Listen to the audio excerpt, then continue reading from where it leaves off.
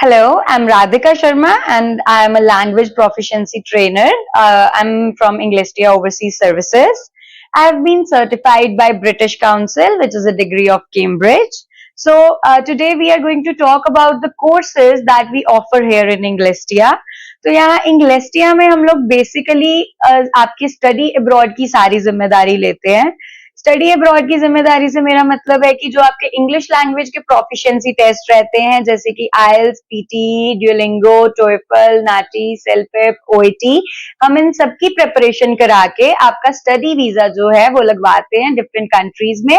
और वो कंट्रीज हैं Canada, UK, America, New Zealand, Europe, France and Germany. इन सभी कंट्रीज में हमारा डिफरेंट कॉलेजेस और डिफरेंट यूनिवर्सिटीज के साथ टाई अप है।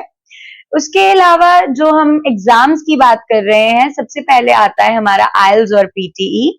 आइल्स जो है हमारा यूनिवर्सल एग्जाम है और इसको सभी यूनिवर्सिटीज एक्सेप्ट करती हैं, वाइल पीटीई जो है हमारा कंप्यूटर बेस्ड एग्जाम है और ये हाईली एक्सेप्टेड है, but still it is comparatively easier than IELTS. ये जो है इनके दो वेरिएंट्स रहते हैं, एक एकेडमिक जो कि स्टूडेंट्स के लिए लगता है और एक जनरल ट्रेनिंग जो कि परमानेंट रेजिडेंसी के लिए लगता है। उसके अलावा हम करवाते हैं ड्यूलिंगो जो कि 11 countries and over 5000 universities accept करती हैं। एंड जो हमारा मेन हाईलाइट कोर्स है वो है ओईटी जो कि है ऑक्यूपेशनल इंग्लिश टेस्ट।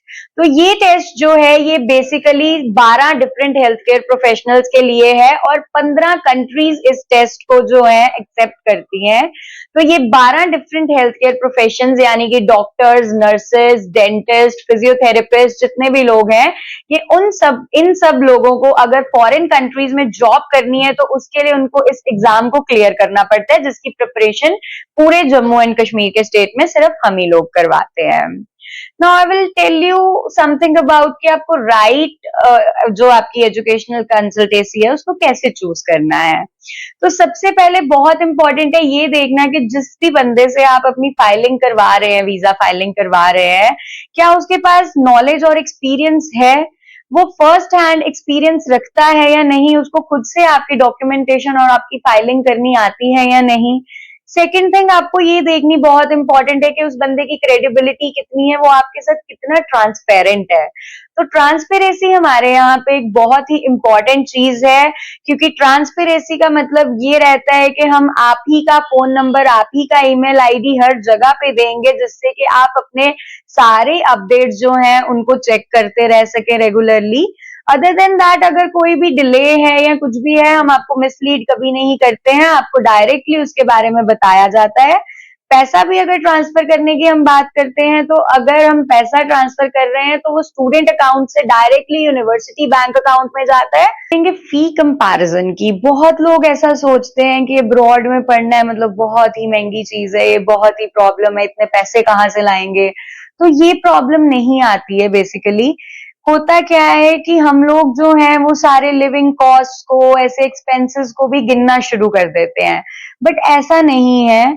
क्या रहता है, जितना हम लोग जब किसी इंडिया की भी किसी अच्छी यूनिवर्सिटी में एडमिशन लेते हैं और साल भर की फीस इकट्ठी भरते हैं तो वो जो है वो अराउंड उतनी ही बन जाती है जितनी हम फॉरेन यूनिवर्सिटी की भरते हैं। पर हमें महंगा क्यों लगता है? क्योंकि यहाँ पे लिविंग कॉस्ट बहुत कम होता है वहां से। बट हम ये नहीं देखते कि वहां पे पार्ट टाइम जॉब्स भी हैं, लोग पार्ट टाइम जॉब्स कर रहे हैं और वो पार्ट टाइम जॉब्स के साथ वो लोग अपना लिविंग एक्सपेंस जो है वो निकाल सकते हैं। अदर देन दैट बच्चे अपने स्टूडेंट लोन्स भी भर देते हैं उन जॉब्स के साथ। तो ये एक बहुत बड़ा इशू नहीं है। कोई भी मिडिल क्लास चाहे स्ट्राटा से हो इंसान, वो आराम से स्टूडेंट लोन अप्लाई करके फ्रीली अपने बच्चे को बाहर भेजने के बारे में सोच सकते हैं। आपको ऐसा सोचने की बिल्कुल जरूरत नहीं है कि बाहर पढ़ने का मतलब है बहुत पैसे लगेंगे।